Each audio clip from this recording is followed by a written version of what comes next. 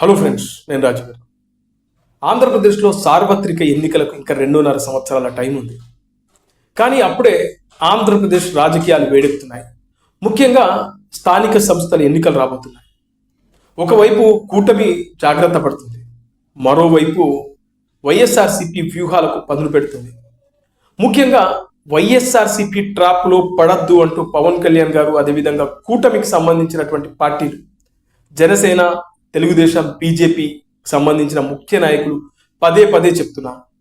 ఎందుకంటే ఇవాళ సోషల్ మీడియాలో వైఎస్ఆర్సీపీకి సంబంధించినటువంటి సమూహం ఏం చేస్తుందంటే, పవన్ కళ్యాణ్ గారి డీపీలతో చంద్రబాబు నాయుడు గారిని టీడీపీని తిట్టడం, లోకేష్ గారి డీపీలతో పవన్ కళ్యాణ్ గారిని, అదేవిధంగా బీజేపీకి సంబంధించిన మోడీ గారి పైన విమర్శలు చేయడం, ఇలా వైఎస్ఆర్సీపీ ఫేక్ డీపీలతో కావాలని వాంటెడ్గా కూటమి మధ్యన చిచ్చు పెట్టే కార్యక్రమాలు జరుగుతాయి.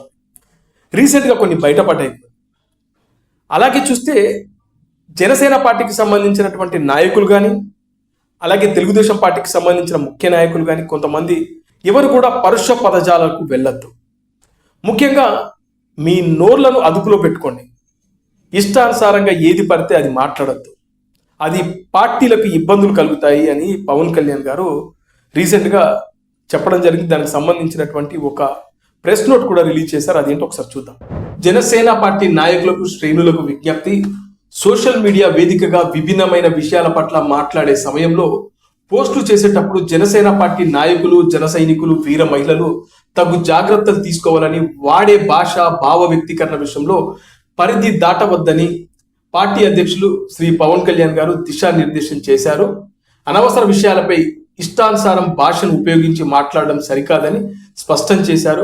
ప్రసార మాధ్యమాలు, సోషల్ మీడియాలో మాట్లాడే సమయంలో జనసేన నాయకులు, జన సైనికులు, వీర మహిళలు ఖచ్చితంగా పార్టీ నిర్దేశించిన మార్గదర్శకాలు పాటించాలి. వ్యక్తిగత విషయాలు, వ్యక్తిగత దూషణల జోలికి వెళ్ళొద్దు. పార్టీల సిద్ధాంతాలు, మార్గదర్శకాలకి అనుకూలంగా స్పందించాలి. ఏదేమైనా విషయం మీద మాట్లాడే సమయంలో ఆవేశాలకు లోను కావద్దు.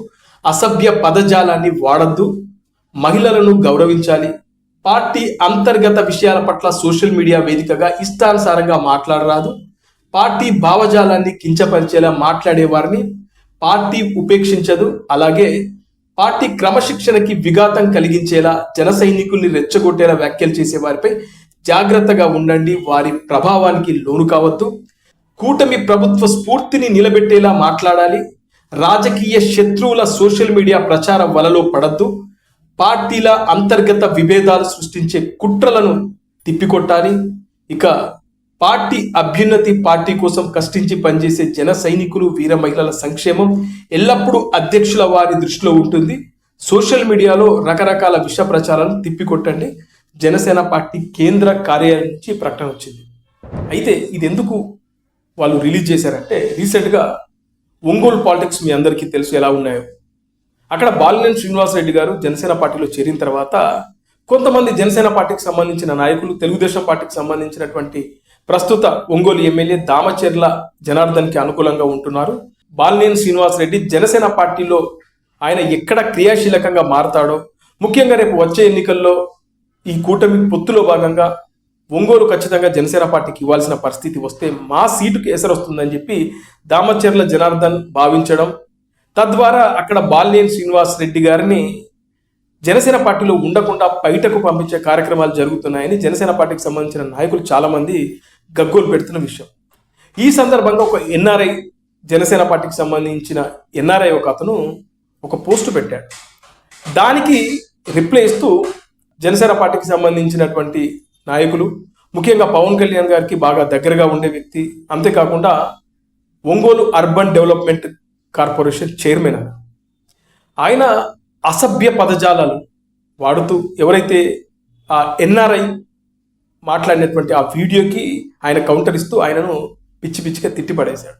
ఆ తర్వాత జనసేన పార్టీ నుంచి ఆయనకు ఫోన్లు వెళ్ళినట్టున్నాయి. ఆ తర్వాత ఆయన బహిరంగంగానే క్షమాపణలు చెప్తూ, నేను అలా మాట్లాడకూడదు, నేను మాట్లాడింది తప్పే, నేను ఏదో ఆవేశానికి లోనయ్యాను, ముఖ్యంగా జనసేన పార్టీ బాగుండాలని కోరుకునే వ్యక్తి నేను మొదటి నుంచి జనసేన పార్టీతో ఉన్నాను, సో ఈ సందర్భంగా ఆయన చేసినటువంటి కొన్ని కామెంట్స్కు నేను ఆవేశానికి లోనైపోయి నేను అలా మాట్లాడడం జరిగింది అని ఆయన ఒక వీడియో కూడా రిలీజ్ చేశారు. ఆ తర్వాతనే సోషల్ మీడియాలో పెద్ద ఎత్తున చూసారా పవన్ కళ్యాణ్ గారు మీరు నీతులు చెప్తున్నారు, మీ నాయకుడు షేక్ రియాజ్ చేసినటువంటి కామెంట్స్ ఎలా ఉన్నాయో బూతులు మాట్లాడద్దు మీరని చెప్పేసి పెద్ద పెద్ద డైలాగులు కొడతారు కదా, మీ నాయకులే మాట్లాడుతూ ఉంటే ఇప్పుడు ఏమంటావు అని చెప్పి వైఎస్ఆర్సీపీ వాళ్ళు సందులో సడమియాగా రెచ్చిపోవడం, సోషల్ మీడియాలో పోస్టులు పెట్టడం మనం చూసాం. దీన్ని దృష్టిలో పెట్టుకుని పవన్ కళ్యాణ్ గారు కేంద్ర కార్యాలయం నుంచి ఈ ప్రకటన రిలీజ్ చేశారు. కూటమి కూడా ఒక ప్రెస్ నోట్ కూడా రిలీజ్ చేశారు. అదేంటో ఒకసారి చూపెట్టాను. కూటమి పార్టీల సంయుక్త ప్రకటన.